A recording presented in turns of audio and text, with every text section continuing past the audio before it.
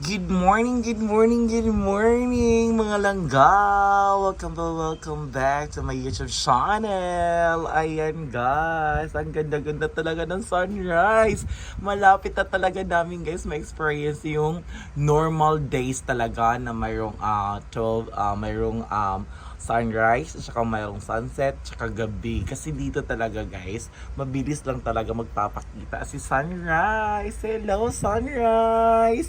Ayan, napakasaya guys kasi pag nakikita talaga yung sun, yung talaga 'di ba sa Pilipinas, normal talaga lang ang ating weather doon. Dito talaga guys, oh my G talaga. Ayun guys, ang ganda-ganda talaga, guys. Ang tatahimik talaga dito guys.